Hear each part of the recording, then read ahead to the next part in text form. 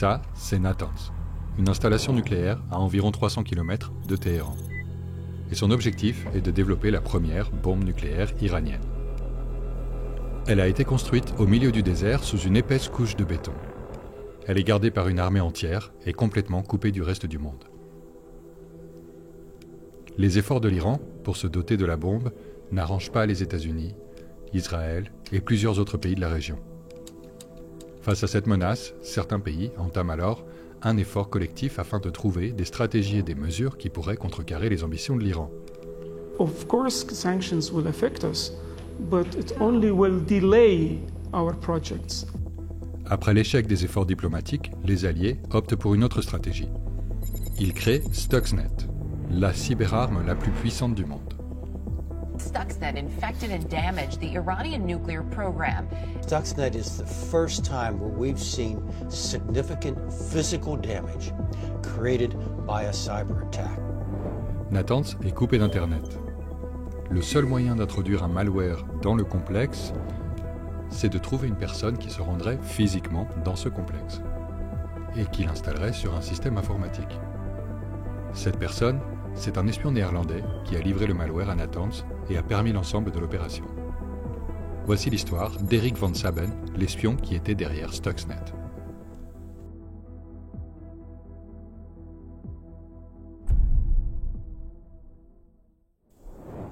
Les États-Unis avaient plusieurs raisons de s'inquiéter de voir l'Iran développer des armes de destruction massive. En premier lieu, si l'Iran mettait la main sur des armes nucléaires, tous ses voisins feraient tout ce qu'ils peuvent pour en avoir aussi. La région la plus instable de la Terre deviendrait alors nucléaire. Une autre raison était la pression exercée par Israël, un allié important des États-Unis et un ennemi juré de l'Iran, pour qui un adversaire doté de l'arme nucléaire représenterait une menace existentielle. Our second goal is to prevent regimes that sponsor terror from threatening America or our friends and allies with weapons of mass destruction.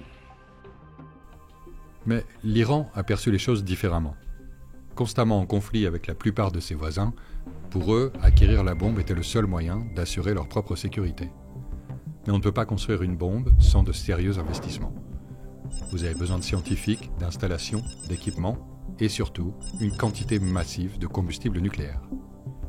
Plusieurs pays ont bien réussi à obtenir tout ça, comme le Pakistan, qui a testé une bombe atomique en 1998 et qui a volontiers partagé un peu de son savoir-faire avec l'Iran. Grâce à cette aide, l'Iran a pris les choses en main et a lancé les préparatifs pour produire du combustible nucléaire. Des dizaines de milliers de centrifugeuses installées dans des tunnels et configurées pour produire de l'uranium de qualité militaire. Au départ, les Alliés ont tenté de convaincre l'Iran d'arrêter le programme. Mais en 2007, la seule option restante était d'envoyer des bombardiers pour rayer Natanz de la carte. Ce que le président George Bush a sérieusement envisagé, puis rejeté. Weapons of mass destruction. These regimes pose a grave and growing danger. Une telle attaque sonnerait le début d'une nouvelle guerre totale au Moyen-Orient, et peut-être au-delà. Mais il y avait une autre option. Depuis quelques années, la NSA explorait un scénario qui désactiverait Natanz à l'aide d'un programme malveillant. L'homme en charge de cette recherche était Keith Alexander, le premier directeur de la NSA avec une formation en informatique et un talent pour les opérations grandioses. Sous sa direction, l'agence a continué à collecter toutes les informations possibles sur le programme nucléaire iranien. Ils ont même saisi des équipements pakistanais vendus à la Libye et construit une réplique de Natanz pour tester l'attaque. Le projet d'Alexander a été approuvé par George Bush en 2008. Il s'est appelé Opération Olympic Games. Et son résultat a été totalement révolutionnaire. Selon de nombreux chercheurs, ça a été l'équivalent cybernétique de l'atterrissage sur la Lune. Révolutionnaire, incroyablement cher, et quelque chose que nous n'avons jamais revu depuis. Ça a coûté jusqu'à 2 milliards de dollars et pris plusieurs années pour être mis au point. Le projet a aussi utilisé 4 vulnérabilités uniques dans le code Windows. En trouver ne serait-ce qu'une est extrêmement rare et pourrait coûter des millions sur le marché noir. Et voici comment ça marche. Le logiciel malveillant s'infiltrerait à Natanz, resterait caché et détruirait les centrifugeuses lentement, très lentement, en poussant certaines d'entre elles dans un mouvement incontrôlé. En l'espace de quelques mois, le taux de défaillance critique augmenterait légèrement. Pas assez pour éveiller les soupçons, mais suffisamment pour sérieusement entraver les efforts nucléaires de l'Iran. C'était une solution de génie à un problème difficile, mais elle avait un défaut crucial. Comment livrer un malware dans l'un des endroits les plus sécurisés de la planète? Au fait, si vous aimez cette vidéo, likez et abonnez-vous pour ne pas manquer la prochaine. Merci. C'était un air gap, la forme la plus basique et la plus efficace de sécurité réseau. C'est quand vous coupez littéralement vos ordinateurs de toute connexion externe. Il n'y a donc pas de connexion physique entre eux et l'Internet en général. Natanz disposait d'un système informatique interne, étendu et complexe, mais ce système était séparé du reste du monde par des kilomètres et des kilomètres de désert. Pour introduire des malwares dans l'installation, il fallait donc s'y rendre physiquement. Et si vous avez déjà vu ne serait-ce qu'un film d'espionnage, vous savez que c'est à ce moment que d'élégants gentlemen, avec certaines compétences bien particulières, entrent en scène. La NSA avait besoin d'un agent secret capable d'infiltrer Natanz, mais elle n'en avait pas. Bien sûr, la NSA a beaucoup d'agents spéciaux, mais pas le genre d'agents qui peuvent entrer et sortir d'une installation militaire secrète au milieu du territoire d'un adversaire. L'agence s'est donc renseignée sur les possibilités qui s'offraient à elle, et a fini par en trouver une. AIVD, le service de renseignement et de sécurité néerlandais.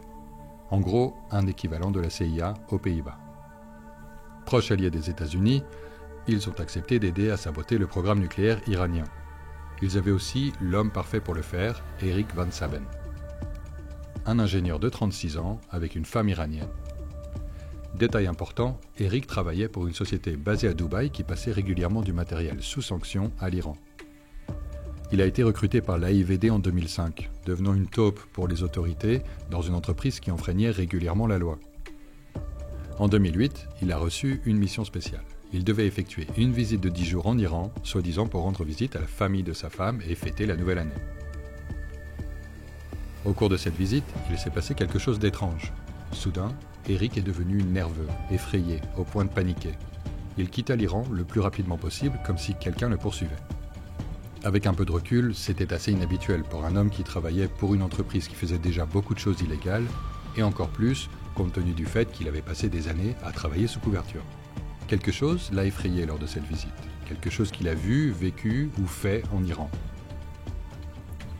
Nous n'aurons sans doute jamais le fin mot de l'histoire, mais certaines sources indiquent que les visites à la famille n'étaient qu'une couverture. En réalité, Eric était venu en Iran pour y faire entrer des pompes à eau, des équipements sophistiqués, sanctionnés par les Nations Unies et presque impossibles à acquérir pour l'Iran. Ces pompes à eau ont été installées à Natanz, et l'une d'entre elles contenait une mauvaise surprise, une copie de Stuxnet laissée là par la NSA. Selon les services spéciaux néerlandais, les Américains n'avaient même pas notifié l'AIVD de cette mission. Ils ont juste utilisé leur espion pour accéder à l'installation nucléaire iranienne, ce qui a fini par créer un clash diplomatique entre les États-Unis et les Pays-Bas. Quant à Eric, sa nervosité et son vol précipité hors d'Iran montrent qu'il savait très probablement ce qui s'était passé, ou au moins qu'il soupçonnait quelque chose. Quoi qu'il en soit, il ne lui restait plus beaucoup de temps. Quelques semaines plus tard, en janvier 2009, Eric pilotait sa moto à Sharjah, près de Dubaï, quand il a soudain perdu le contrôle de l'engin et est tombé. En quelques secondes, la nuque brisée, l'agent secret néerlandais était décédé.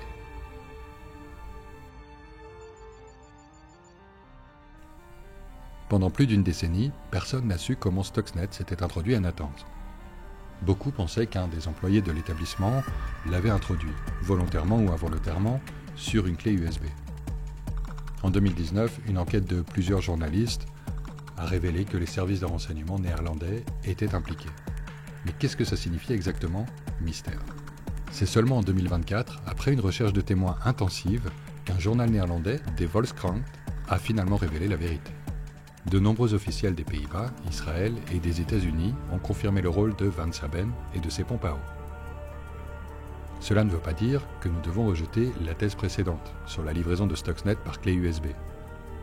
Il y avait 3 versions du logiciel malveillant, plus destructrices les unes que les autres. Le projet de développement a été passé à l'administration Obama, qui l'a renouvelé avec vigueur. Le plan initial a été jugé trop lent. Les nouvelles versions du verre étaient conçues pour fonctionner plus rapidement et plus agressivement. Van Saben n'a livré qu'une version de Stuxnet sur les 3. 2 autres sont entrés à Natanz d'une autre manière, peut-être par l'intermédiaire d'autres agents, de passeurs ou sur les clés USB de scientifiques. Nous ne le saurons peut-être jamais. Les personnes à l'origine de ces attaques sont peut-être en vie et en bonne santé, ou ont été attrapées par l'Iran, ou encore... Quand des journalistes néerlandais ont parlé à des proches de Van Saben, à la fois ses proches et les premiers secours arrivés sur les lieux après son accident de moto, tous ont été d'accord. Rien n'indique que la mort de l'agent n'était autre chose qu'un accident. Aucun signe d'attaque, aucune trace de sabotage sur la moto, rien. Mais un employé anonyme de l'AIVD n'était pas d'accord avec cette version. Il a payé le prix fort, a déclaré cet employé. Rick a-t-il vraiment été tué pour ce qu'il a fait? Et si c'est le cas, qui l'a tué? Étaient-ce les représailles de l'Iran ou quelqu'un voulait-il éviter des fuites? L'existence de Stuxnet n'a été révélée qu'en 2010, lorsque la troisième version du malware a commencé à se répandre dans le monde. Les chercheurs ont passé le code au peigne fin et ont fini par trouver ce qu'il faisait. Entre-temps, l'Iran a mis au point un antidote au verre et les travaux à Natanz sont repris. Selon diverses estimations, Stuxnet a détruit 1 millier de centrifugeuses et a retardé le programme nucléaire pendant 1 an ou 2. Les experts s'accordent à dire que ses effets sur l'objectif ont été au mieux mitigés, ou du moins qu'ils ne reflètent pas particulièrement son coût estimé. Mais ce n'est pas l'impact le plus important de Stuxnet. Pour beaucoup, il s'agit de la première véritable cyberarme, ou du moins la première à causer des destructions dans le monde réel. Elle a signifié le début de l'ère de la cyberguerre, et ce début a été marqué par le travail d'une personne, nommé Eric. Nous espérons que vous avez aimé cette vidéo. Consultez la description pour les sources que nous avons utilisées. Il y a beaucoup de choses fascinantes là-dedans. Si vous souhaitez voir d'autres vidéos sur la cyberguerre, la cybercriminalité et tout ce qu'on trouve entre les deux, nous avons des playlists de vidéos qui pourront vous intéresser. Merci de nous avoir regardés.